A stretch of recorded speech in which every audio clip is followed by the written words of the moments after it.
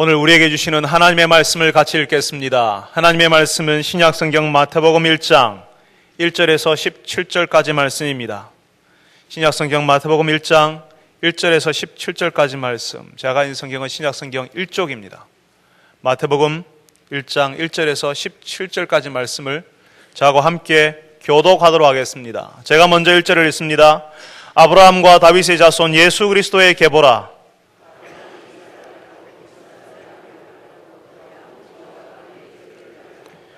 유다는 다말에게서 베레스와 세라를 낳고 베레스는 헤스론을 낳고 헤스론은 라함을 낳고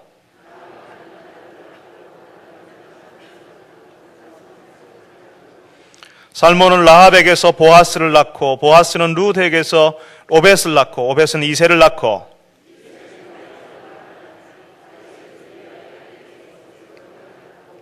솔로몬은 르호보암을 낳고 르호보암은 아비야를 낳고 아비야는 아사를 낳고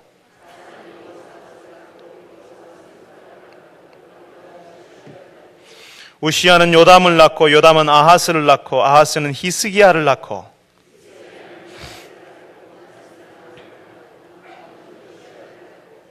바벨론으로 사로잡혀 갈 때에 요시야는 여고냐와 그의 형제들을 낳으니라.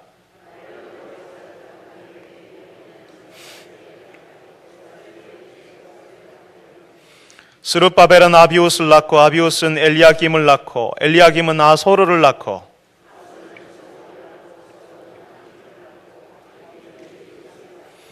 엘리우스는 엘르아살을 낳고 엘르아살은 mat단을 낳고 mat단은 야곱을 낳고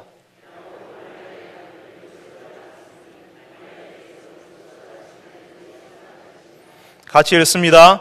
그런즉 모든 대수가 아브라함부터 다윗까지 14대요 다윗부터 바벨론으로 사로잡혀 갈 때까지 14대요 바벨론으로 사로잡혀 간 후부터 그리스도까지 14대더라. 아멘. 할렐루야 찬양대에서 하나님께 찬양을 올려드리겠습니다.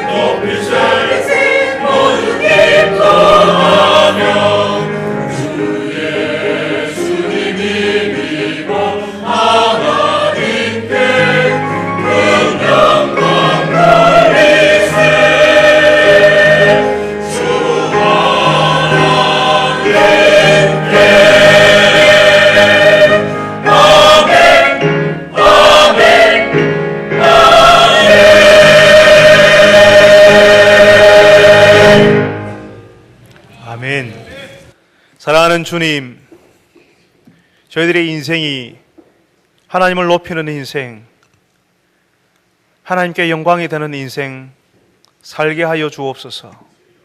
주님, 오늘 이 예배의 자리가 하나님을 높이며 하나님을 섬기는 자리인 줄을 저희들이 알고 있습니다. 주님, 이제 저희들이 주의 말씀을 듣겠사오니 주님, 저희들이 주의 말씀에 귀를 기울이게 하시고 돌같이 굳어있는 우리의 마음이 주의 말씀 앞에 녹아지며 우리의 마음의 문이 열리는 것을 경험하게 하여 주시옵소서. 주님, 우리가 얼마나 완악한지 주의 말씀을 들으려 하지 않습니다. 주님, 우리의 귀를 열어 주옵소서. 우리의 마음을 열어 주옵소서. 지금도 우리의 귀에 대고 말씀하시는 하나님의 음성에 우리의 귀를 열게 하시고 그 음성에 따라 저희들이 하나님을 발견하고 하나님을 만나게 되는 귀한 기적의 현장이 되게 하여 주시옵소서.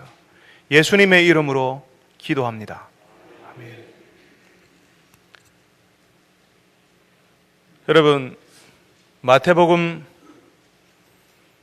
지난주에 끝난 줄 알았는데 오늘 마태복음을 1장부터 다시 읽어서 여러분 놀라셨죠? 분명히 지난주에 마태복음 28장까지 몇 번을 다시 했는데 다시 마태복음 1장을 읽어서 여러분 놀라신 분이 분명히 계신 것 같습니다. 금요일에 주보 만드는데 우리 사무간사님이 저한테 확인 전화했더라고요. 목사님, 마태복음 1장이 맞습니까? 라고 전화를 하셨더라고요. 우리가 마태복음 28장까지 끝까지 다 읽었습니다. 맞습니다. 3년 동안 읽었습니다. 그런데 오늘 읽었던 부분만 빼고 읽었습니다. 우리가 순서를 거꾸로 한 거죠. 마태복음을 처음에 우리가 말씀을 읽을 때에 마태복음 1장 1절부터 읽기를 시작했어야 되는데 우리가 이 부분을 빼고 우리가 마태복음을 끝까지 다 읽었습니다. 제일 처음에 해야 될 것들을 맨 나중으로 돌려놓은 거죠. 여러분 혹시 스타워즈라는 영화를 아십니까? 이 영화가 미국에서는 꽤 유명한 영화입니다. 이 스타워즈 시리즈가 6편까지 나왔는데요. 또 7번째 스타워즈 시리즈가 나온답니다. 미국이란 나라가 역사가 짧으니까요. 전설, 전래동화, 오래된 이야기 뭐 이런 게 없습니다. 각 나라마다 전해오는 전설, 전래동화 같은 게 있지 않습니까? 미국 역사가 200년 조금 넘었는데 그런 게 없습니다. 그런데 그 전설의 자리, 그 오래된 이야기의 자리를 차지하는 영화가 있는데 그게 바로 스타워즈라고 하는 영화입니다. 왜 우리 전래동화나 전설이 시작될 때 어떻게 시작합니까? 옛날에 호랑이 담배 피던 시절에 뭐 그렇게 시작하지 않습니까? 스타워즈가 어떻게 시작하냐면요, 아주 오래전 은하계 저 너머에 이렇게 시작합니다. 그런데 이 영화가 1997년에 처음 나왔는데요, 3부작으로 나왔습니다. 시리즈로 3개가 나온 거죠. 그런데 그 이야기 3부작 이후에 또 2000년도에 들어서 새로운 이야기 3개가 또 나오는데 이 3부작이, 다음에 나온 3부작이 어떤 이야기를 다루고 있냐면 처음에 나온 그 다음 이야기를 하는 것이 아니라 그 전의 이야기, 1977년에 개봉된 그 이야기 앞의 이야기를 하는 거죠.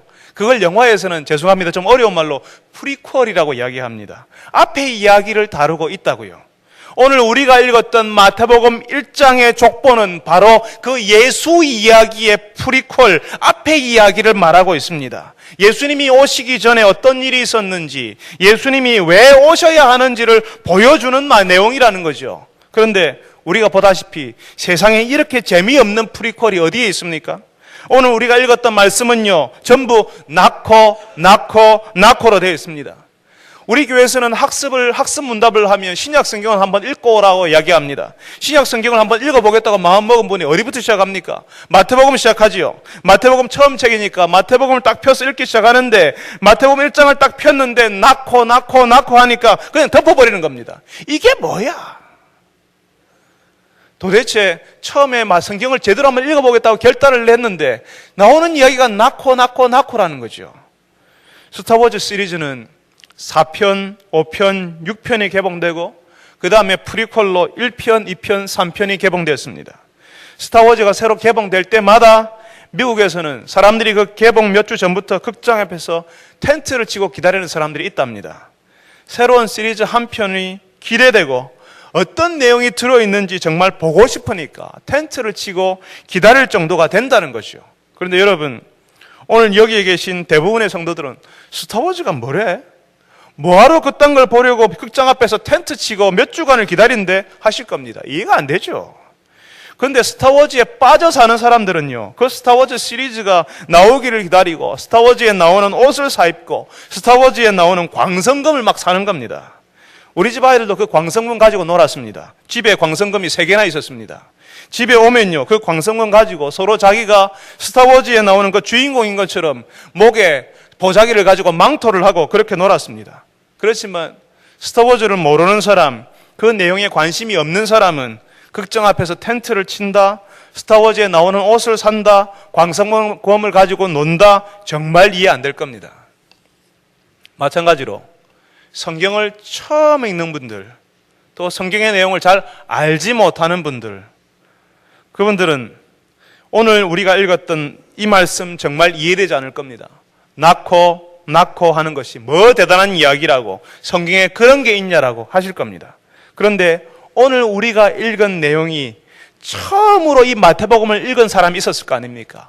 처음으로 이 마태복음을 읽었던 그 처음의 사람들, 그 처음의 청중, 그 처음의 독자들에게는 이 말씀이 무지무지하게 중요한 내용이었습니다. 그 사람들이 엄청나게 기다렸던 내용이라는 겁니다. 그 당시 사람들은 스타워즈 7편이 나오기를 기다리는 것이 아니라 구원자가 오시기를 기다리고 있었습니다.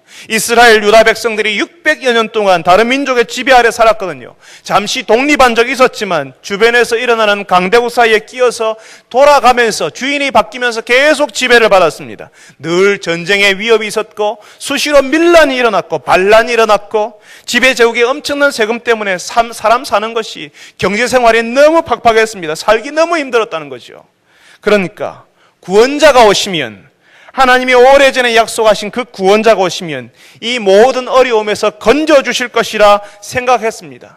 그래서 그 당시 여인들은요, 아들을 낳고 싶어 했습니다. 요즘은 딸 낳고 싶어 하는데 그 당시에는 아들 낳고 싶어 했습니다. 그리고 아들을 낳으면 이름을 뭐라고 했다고요? 예수라고 했다고요. 아들을 낳고 싶어 했고 그 아들을 낳으면 이름을 붙이는데 예수라고 이름을 붙이는 겁니다. 예수라는 이름의 뜻이 뭔데요? 구원. 아들을 낳고 이름을 붙이는데 구원이, 이 집에도 구원이, 저 집에도 구원이, 우리 집에도 구원이, 전부 구원이라는 거예요. 우리 교회는 혜인이가 많죠? 구혜인이, 유혜인이, 정혜인이. 예수님 당시에는 구예수, 유예수, 정예수 하면서 예수라는 이름을 많이 썼습니다. 무슨 말인가 하면 그만큼 구원자를 기다리고 있었다고요. 극장 앞에서 텐트 치고 기다리는 정도가 아니라 아예 이름을 구원이로 불러버릴 정도로 하나님께서 구원자를 보내실 것을 기다리고 있었다는 겁니다. 그만큼 힘들었다고요. 그래서 구원자가 오셔야지만 산다고 생각했기 때문에 그 구원자를 기다리고 있었습니다. 오늘 우리가 읽은 말씀은 사람들이 그렇게 기다리고 있던 구원자, 사람들이 너도 나도 부르고 있는 그 예수 아니라 하나님이 보내신 구원자 예수님이 하나님의 오랜 계획 가운데 오셨다는 사실을 알려주고 있습니다. 그런데 그 구원자가요, 하나님이 보내신 합법적인 구원자, 하나님께서 오랜 전에 약속하신 그 구원자라는 사실을 이 족보, 계보를 통해서 알려주는 겁니다. 얼마 전에 우리 집 큰아이가 학교 숙제가 있어서 자기 친구 데리고 와서 숙제 같이 했습니다. 밤이 늦어가지고 그 친구를 집에 제가 데려다 주는데요, 그 친구 이름을 제가 물어봤지요. 그러니까 그 친구가 성이 정씨더라고요. 그래서 제가 물어봤어요. 얘, 너는 어디 정씨니? 그러니까 그 친구 하는 말이 그래요. 그런 거 잘 모른대요, 자기는. 그러니까 우리 애가 듣고 있다가 아빠 나도 몰라요, 그러는 겁니다. 그래서 제가 놀랐습니다. 고등학생인데 내가 안 가르쳐줬나? 제가 어릴 때는 할아버지 앞에만 가면 할아버지가 그러셨습니다. 너는 무슨 정씨고 본관이 어디고 누구 조상님의 몇 대 손이라는 이야기를 계속 해주셨습니다.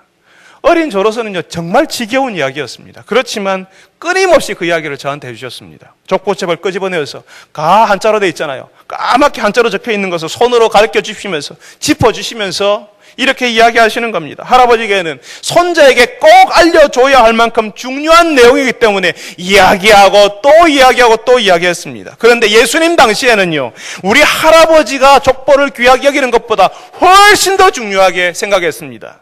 유대인들이 혈통을 무지하게 중요하게 여겼거든요. 그런데 이 유다 민족이요, 바벨론의 포로로 잡혀가서 다른 땅에, 이방인의 땅에 살게 되었고 이방인들이 유대 땅에 들어와서 살게 되었습니다. 피가 섞이는 거죠.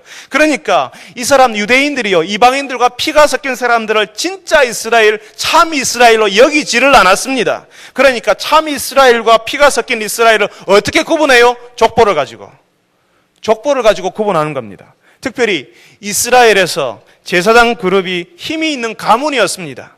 그러니까 제사장 그룹과 같은 그런 가문과 결혼을 하려면, 결혼 관계를 맺으려면 적어도 상대편 가문이 5대까지는 족보를 심사받아야 됐습니다. 적어도 5대까지는 확실하게 진짜 이스라엘이라는 사실을 검사를 받고 난 다음에 결혼 관계를 맺을 수 있었습니다. 그 족보가 그 사이에 유대 사회에서 엄청난 영향력을 발휘했다는 겁니다. 이스라엘에서 공적인 직책을 맡으려고 하면 자신의 가문이 합법적인 가문이라는 사실을 족보로 증명할 수 있어야 됐습니다. 우리나라는 지도자를 세울 때 청문회 하지요. 선거하기 전에 그 사람에 대해서 거의 벌거벗기듯이 과거의 행적이 나오고 그 조상님이 그 위에 윗대 어른이 친일 행적을 했는지 안 했는지가 다 나옵니다. 그런데 예수님 당시 유대에서는요, 족보가 그 역할을 했다는 겁니다. 그 족보를 보고, 그 계보를 보고, 아, 이 사람 믿을 수 있는 사람이구나, 아주 합법적인 가문의 적통이구나, 이 사실을 인정할 수 있었다는 거죠. 오늘 우리가 읽은 말씀에 이 족보가 누구의 계보, 누구의 족보로 갑니까? 1절에 아브라함과 다윗의 자손 예수 그리스도의 계보라라고 합니다. 여러분, 다윗은요, 이스라엘의 왕이었습니다. 예수님이 다윗의 자손이라고 하는 것을 보면, 예수님이 다윗의 자손이라고 족보에 나오는 것을 보니까 이 족보는 보통 족보가 아니고 무슨 족보로 볼 수 있습니까? 왕의 족보, 왕의 혈통을 보여주고 있는 겁니다. 다윗 이후로 왕들의 이름이, 유대의 왕들의 이름이 쭉 나오고 있습니다. 그 당시 사람들은요, 족보를 기록하고 보존하는 일을 정말 정확하게 확실하게 했습니다. 그 족보를 보고 그 사람의 정통성, 그 가문의 정통성을 알아봤기 때문입니다. 그래서 그 족보의 신빙성을 증명하는 일에 아주 공을 많이 들였습니다. 그래서 족보 위조 같은 것 그 당시에는 사실 어려웠습니다. 요즘은 돈만 주면, 돈을 제법 주면 족보도 만들어 준다면서요. 그런데 그 당시에는 그 일이 사실 어려웠다는 거죠. 그러니까 오늘 우리가 읽었던 마태복음 1장 1절부터 17절까지의 말씀은 바로 예수님이 사람들이 기다리던 합법적인 왕, 하나님께서 오래전에 약속하셨던 그 적통, 구원자라는 사실을 알려주는 방식이라는 겁니다. 족보를 봐라. 이 예수님이 왕의 혈통이요 다윗의 자손이다라고 하는 거지요. 수많은 예수, 수많은 구원이들이 그 당시 있었지만 우리가 마태복음을 읽으면서 보았던 그 예수님이 진짜 예수, 진짜 왕이라는 사실을 알려주시는 겁니다. 뿐만 아니라 예수님께서 아브라함의 자손이라고 하지 않습니까? 하나님께서 아브라함에게 약속하신 것이 있습니다. 구약 성경 창세기에 보면 아브라함이라는 사람이 나오는데요, 하나님께서 아브라함에게 아브라함이라는 이름을 주십니다. 그러면서 이 아브라함에게 약속을 하시는데 여러 민족의 아버지가 되게 하시겠다 약속하셨습니다. 이 아브라함이란 뜻은 열방의 아버지, 열궁의 아비라는 뜻이거든요. 내가 너로 열국의 아비가 되게 하겠다 약속하셨습니다. 여러분, 이 아브라함을 가르쳐서 뭐라고 우리는 무슨 조상이라고 이야기 부르고 있습니까? 믿음의 조상이라고 부르지 않습니까? 하나님의 백성이 되는 것은 아브라함의 혈통이기 때문이 아니라 믿음으로 하나님의 백성이 된다는 거죠. 그러니까 우리가 예수님을 믿고 하나님의 백성이 될 때에 우리는 사실 믿음의 조상이었던 아브라함의 계보에 들어가게 되고 하나님의 백성인 진짜 이스라엘이 되는 겁니다. 비행기 타고 갈 수 있는 저 이스라엘 땅에 사는 사람들처럼 된다는 것이 아니라 영적으로 우리가 아브라함의 자손, 하나님의 백성 이스라엘이 된다고요. 그러니까 예수님을 믿는 여러 부족, 여러 민족들이 다 하나님의 백성이 되고 아브라함의 후손이 되는 겁니다. 열국의 아비가 되게 하겠다는 그 하나님의 약속을 예수님을 통해서 하나님이 이루어 주십니다. 아브라함의 후손으로 오신 예수님께서 예수님을 믿는 우리를 진짜 아브라함의 자손, 진짜 이스라엘이 되도록 하시는 거죠. 사랑하는 성도 여러분, 우리가 예수님을 믿을 때에 마태복음에서 소개하고 있는 예수, 우리를 위해 십자가에서 죽으신 그 예수, 왕이시지만 사람들을 위해 군림하시는 것이 아니라 사람들처럼 되셔서 사람들을 섬기시는 왕이신 그분을 믿을 때에 그 예수님 때문에 우리도 아브라함의 후손이요 참 이스라엘이 된다는 사실을 아시기 바랍니다. 지금은 우리의 족보에 내가 어디 성씨요, 내가 어느 조상의 몇 도손이라는 사실을 기억하며 살지만 사실은 예수를 믿음으로 예수님의 계보에 우리가 들어가게 되었다는 놀라운 사실을 여러분들이 아시기를 바랍니다. 우리의 왕 되신 예수님께서 우리를 예수님의 계보에 끌어들이셔서 우리가 하나님 앞에서 합법적인 자녀, 아브라함의 후손, 참 이스라엘이 되게 하셨다는 사실 때문에 기뻐하시는 여러분 되시기를 바랍니다. 여러분, 오늘 우리가 이 말씀을 자세히 읽어보면요, 다윗 왕가가 일어나는데, 다윗 왕조가 일어났는데 바벨론이라는 제국에 멸망을 합니다. 바벨론에 그래서 그 사람들이, 지도자들이 포로로 잡혀가지요. 다시 말하면 나라가 망했다는 사실을 11절에 보면 알 수 있습니다. 바벨론에 망해서 그 제국에 포로로 잡혀갔는데요, 그 왕의 혈통은 끊어지지 않았습니다. 그 혈통이 17절에 보니까 그리스도, 예수 그리스도까지 이어졌다라고 합니다. 여러분, 성경에서 바벨론은요, 실제 역사 속에 일어났던 그 바벨론 제국을 말합니다. 그렇지만 마찬가지로 이 바벨론은 하나님의 나라를 어둡게 하고 방해하는 세력, 악한 나라를 상징할 때도 같이 쓰이고 있습니다.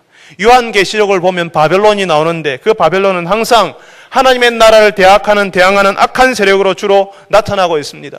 실제로 이스라엘은 바벨론의 멸망을 당했고 그 이후로 바벨론 이후에 일어나는 수많은 바벨론의 후속 나라들에 의해서 숨도 제대로 못 쉬고 살았습니다. 그런데 이제는 어떻게 되었다고요? 바벨론의 나라가 망했고 바벨론에 의해서 지금 바벨론의 질서에 묻혀 살면서 꼼짝도 못하고 살아가고 있는데 이제는 어떻게 된다는 말씀을 여기 지금 이 마태복음 1장 1절에서 17절에서 이야기하고 있습니까?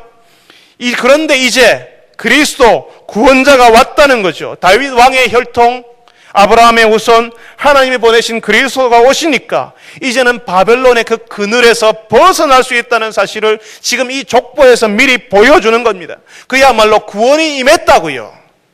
여러분, 그야말로 구원이 임했다는 사실을, 새로운 시대가 시작되었다는 사실을 오늘 우리가 읽은 말씀에서는 아주 독특한 방식으로 표현해 주고 있습니다.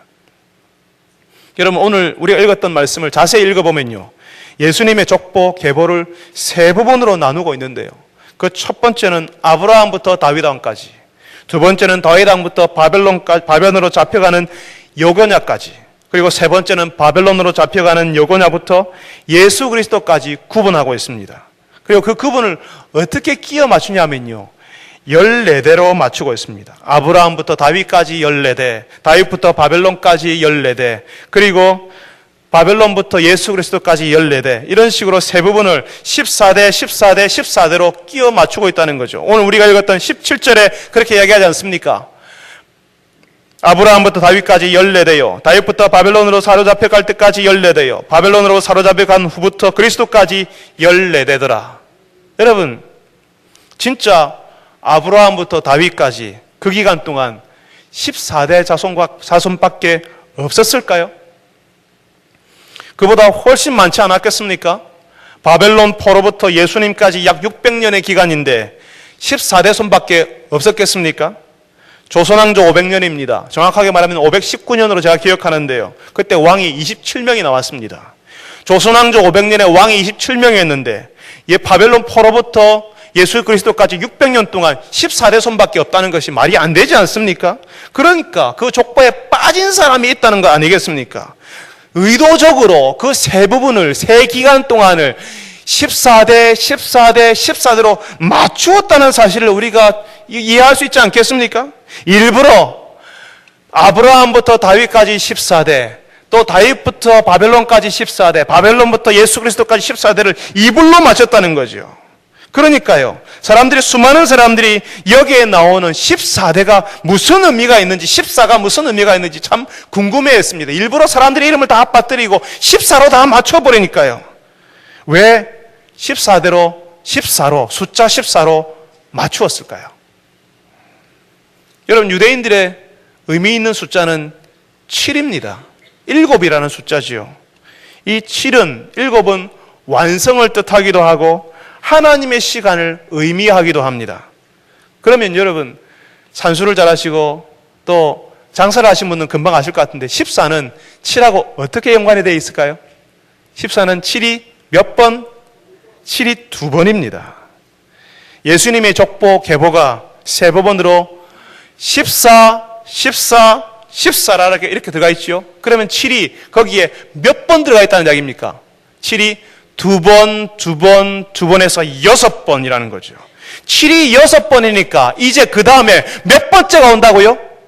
일곱 번째가 온다고요. 일곱 번째, 완성이 되는 때 하나님의 시간이 온다는 거죠. 그러니까 이 앞에 아브라함부터 다윗까지 7이 두 번 지났고, 그리고 또 다윗부터 바벨론까지 7이 두 번 지났고, 바벨론부터 예수 그리스도까지 이제 두 번 지났으니까 이제 완성이 되는 시간, 이제 새로운 시간, 일곱 번째 시간이 온다는 사실을 이 족보를 통해서 이야기하시는 겁니다.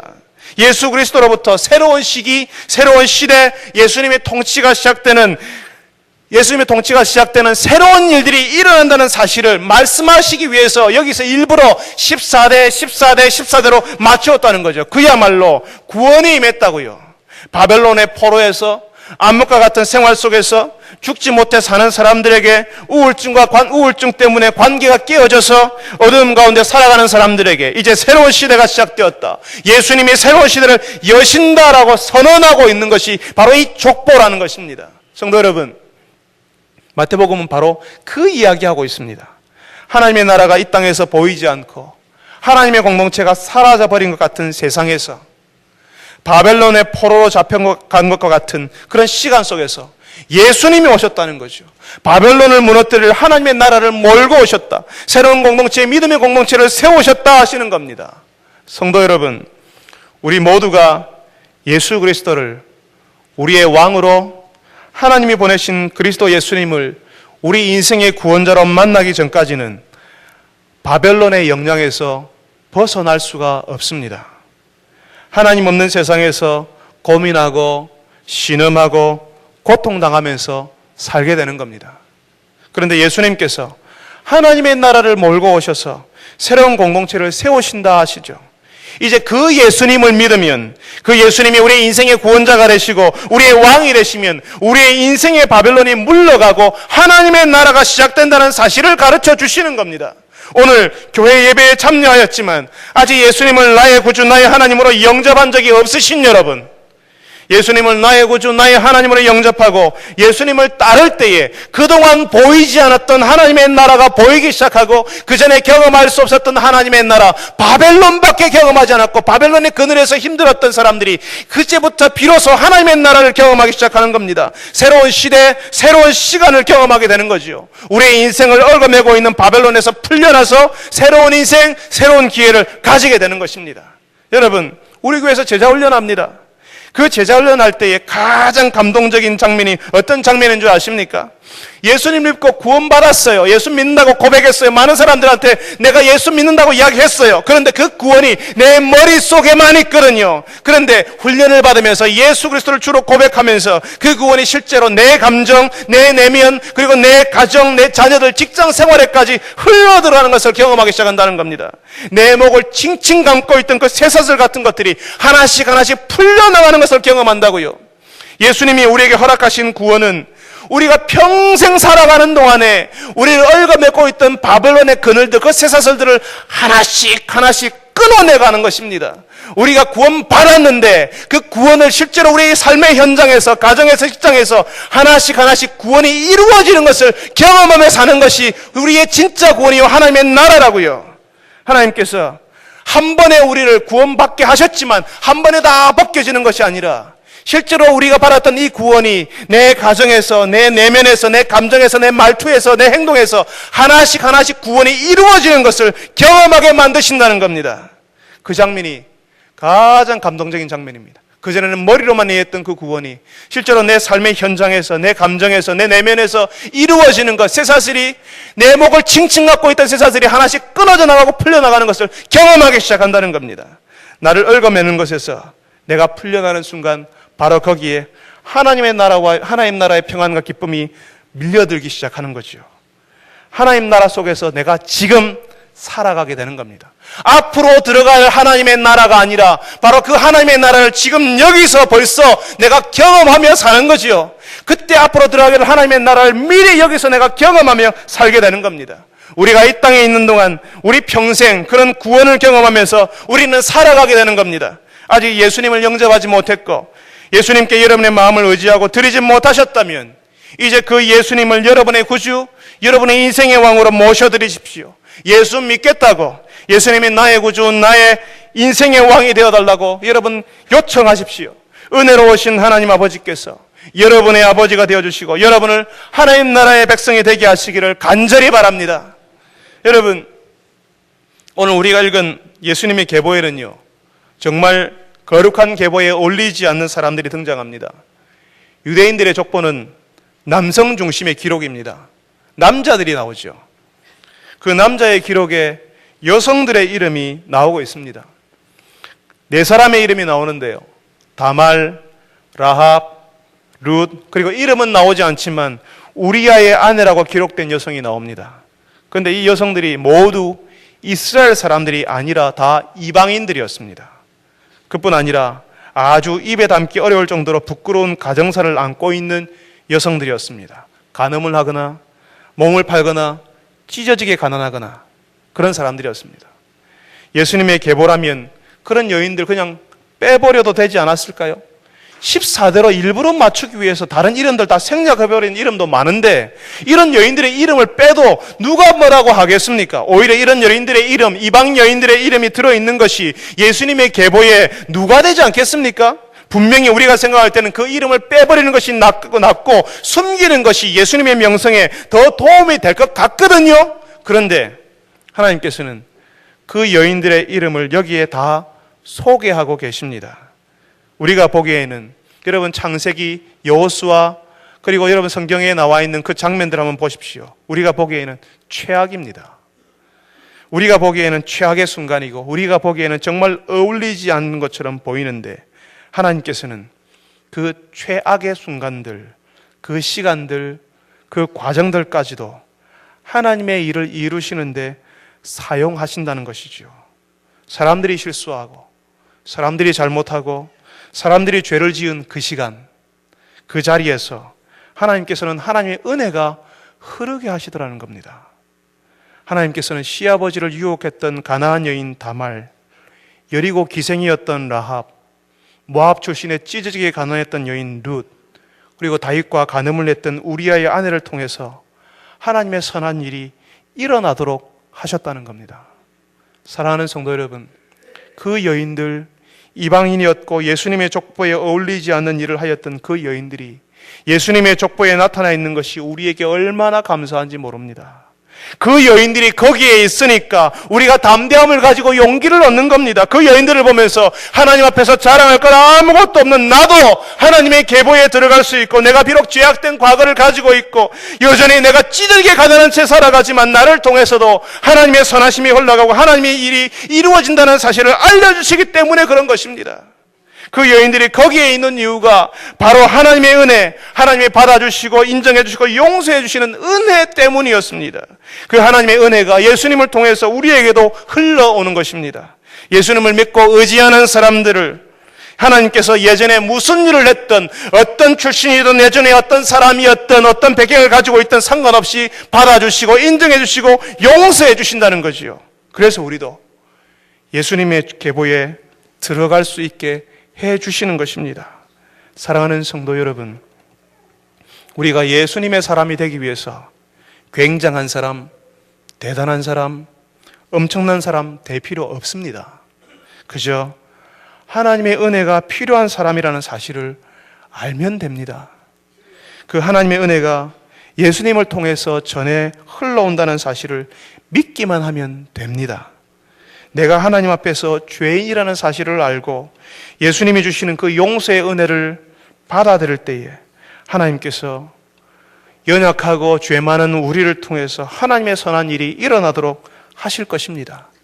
그 이방 여인들, 죄 많은 여인들을 통해서 하나님의 일이 이루어지고 하나님의 개인 구원 계획이 이루어지게 하신 것처럼 하나님의 은혜를 나는 우리를 통해서 하나님의 구원이 다른 사람들에게도 흘러가게 하실 것입니다. 사랑하는 성도 여러분, 그리고 오늘 예수님을 영접하기 원하는 여러분, 여러분의 과거가 마음에 들지 않아서, 여러분의 돌아보니까 여러분의 지나온 날들이 정말 마음에 들지 않아서 학교 다니던 이야기, 가정에서 했던 이야기, 여러분의 가정사를 다른 사람들의 말하기가 부끄럽지 않습니까? 지금 살고 있는 형편이 그렇고 그래서 다른 사람들에게 여러분의 이야기를 하는 것이 부끄럽지 않습니까? 그래서 사람들을 만나도 좀채 자신의 마음을 열지 못하고 계시지는 않습니까? 심지어는 하나님께조차도 마음을 열지 못하고 여러분의 형편과 상태를 말하지 못하고 있지는 않습니까? 하나님께서는 나 같은 것은 관심도 없고, 내가 이렇게 사는 거 보니까 하나님께 나 같은 것은 쓸모도 없고, 나 같은 것은 관심도 없고, 그래서 스스로 학대하고 계시지는 않습니까? 여러분, 오늘 우리가 읽었던 예수님의 계보에 나오는 여인들, 그 사람들, 그 당시의 관점에서 보면 쓸모없고 사람들이 눈길조차 주지 않았던 그런 여인들이었습니다. 그 여인들을 통해서 하나님께서는 하나님의 선한 일, 하나님의 구원 계획이 이루어지게 하셨습니다. 그 사람들이 대단해서가 아니라 하나님이 대단하시고 하나님의 은혜가 놀라워서요. 여러분들이 부끄러워하지만, 그리고 감추고 싶고 가리고 싶어 하지만 그 일을 통해서도 하나님께서는 선한 일을 이루어 가실 것입니다. 그래서 여러분들이 나중에 말하게 될 것입니다. 그때는 최악이었는데, 그때는 아무 소망도 없었는데, 지금도 여전히 그런 최악의 상태를 지나고 있는데, 시간이 지나고 세월이 흘러서 그렇게 이야기하게 될 겁니다. 하나님께서 선한 일을 이루셨고 하나님의 은혜가 나에게도 흘러오게 되었다고 말하게 될 것입니다. 그리고 그 가리고 싶었던 순간, 감추고 싶은 것을 웃으며 말하게 될 것입니다. 내가 이런 사람이었는데 하나님께서 나에게 이런 선한 일을 하셨고 하나님의 은혜가 흐르게 하셨다고 말하게 될 것입니다. 사랑하는 성도 여러분들이 여러분의 인생에 그런 하나님의 은혜를 누리시는 분들이 되시길 바랍니다. 하나님의 나라가 여러분의 인생 가운데 찾아 들어오기를 바랍니다. 우리의 부족함, 우리의 죄악됨, 그리고 연약함에도 불구하고 하나님의 일을 이루시는 그 은혜에 감사하시는 여러분 되시기를 바랍니다. 우리 같이 한번 기도합시다. 우리 같이 한번 기도할 때에 이미 하나님께서 준비하신 구원, 예수님이 주시는 구원을 나도 받아 누리며 살 수 있게 하여 주옵소서. 내 평생에 하나씩 하나님의 구원이 실현되는 것을 보게 하여 주옵소서. 내 목을 칭칭 감고 내 목을 조르고 있는 것들이 하나씩 끊어져 나가는 것을 경험하게 하여 주옵소서. 그래서 하나님의 나라를 나도 누리게 하여 주옵소서. 내가 감추고 싶은 과거가 있고 지금 부끄러움이 있지만 하나님의 은혜가 흘러가서 내 인생이 살아나고 내 가정이 살아나고 내가 맺고 있는 사람들의 관계들이 살아나고 회복되고 치유되게 하여 주시옵소서. 그리하여서 나중에 나도 말하게 하여 주옵소서. 나도 예수님의 계보에 들어가게 했고 하나님이 기억하는 사람, 하나님이 인정하는 사람이 되었다라고 다른 사람들에게 말할 수 있는, 하나님의 은혜를 흘려보낼 수 있는 그런 사람 되게 하여 주옵소서라고 우리 다 같이 한번 한 목소리로 기도하겠습니다. 거룩하신 하나님 아버지, 예수 그리스도께서 우리에게 주신 그 은혜, 예수님께서 우리에게 몰고 오신 하나님의 나라를 우리도 경험하며 살게 하여 주시옵소서. 주님, 여전히 부끄럽고 감추고 싶은 과거의 기억 속에서 우리가 힘들어합니다. 바벨론의 그늘 속에서 힘들어합니다. 주님이여, 저희들을 도와주시어서 우리를 얽어매고 있는 것들에서 끊어지게 하시고 자유롭게 하여 주시옵소서. 하나님의 나라가 내 인생, 내 가정, 내 직장 가운데서 하나씩 실현되는 것을 보게 하여 주시옵소서. 지금도 부끄럽고 숨기는 것이 있고 내 직장, 내 과거, 내 가정, 다른 사람들에게 열어보고 싶지 않은 그런 마음 가지고 있습니다. 그렇지만 주님, 지금 내가 보는 것, 내 과거가 최악일 수 있지만 그 최악의 순간을 통하여서 하나님께서 선한 일을 이루어 가신다는 것을 주님 보게 하시고, 주님, 예수님의 족보 안에 나왔던 그 죄 많은 여인들, 그 문제 많은 여인들, 찢어지게 가난했던 그 여인들을 통해서 하나님께서 구원의 계획을 이루신다는 사실을 보고 나도 우리도 소망 가지게 하시고 하나님께 의지하며 하나님을 믿고 주님이 하나님을 따라가는 주의 백성들, 예수 그리스도를 믿고 따라가는 주의 백성들이 되게 하여 주시옵소서. 사랑하는 주님, 지금도 우리 중에 어떤 분은 바벨론의 그늘에서 신음하고 있는 분들이 있습니다. 감추고 싶은 과거가 있고 그 과거의 기억에서 자유롭지 못하고 지금도 부끄럽고 가정을 여는 것이 부끄럽고 내 인생사를 말하는 것이 부끄럽고 닫아놓고 싶고 감추어 놓고 싶고 뒤로 빼어놓고 싶은 마음 가지고 살아가는 주의 백성들이 오늘도 여기에 와 있습니다. 주님, 예수 그리스도께서 약속하신 그 구원, 예수님께서 우리에게 몰고 오신 그 하나님의 나라가 사랑하는 주의 백성들의 인생 가운데, 그 내면 가운데 주님 들어올 수 있게 하여 주시옵소서. 우리의 머리로만 이해하는 구원이 아니라 우리의 삶, 인생 가운데, 우리의 현실 가운데, 우리 가정과 직장과 우리의 관계들 가운데 하나씩 실현되는 것을 우리가 보게 하여 주시옵소서. 우리를 힘들게 하며 우리를 고통스럽게 만들고 우리를 우울하게 만들고 우리를 주님, 우리를 절망하게 만들고 낙심하게 만드는 그 바벨론의 그늘이 떠나가게 하시고 우리의 목을 칭칭 감고 있는 쇠사슬의 그 억압과 우리의 매임이 하나씩 끊어지는 것을 경험하게 하여 주시옵소서. 주님, 지금도 우리가 지금 부끄럽지만 시간이 흐르고 세월이 흘러서 우리가 최악의 순간에서 하나님이 어떤 선한 일을 하셨는지를 다른 사람들에게 말하고 하나님의 은혜를 흘려보내는 그런 사람들, 예수의 사람들이 다 될 수 있게 하여 주시옵소서. 이 일을 위해서 기도하는 주의 백성들이 되게 하여 주시옵소서. 예수님의 이름으로 기도합니다. 아멘.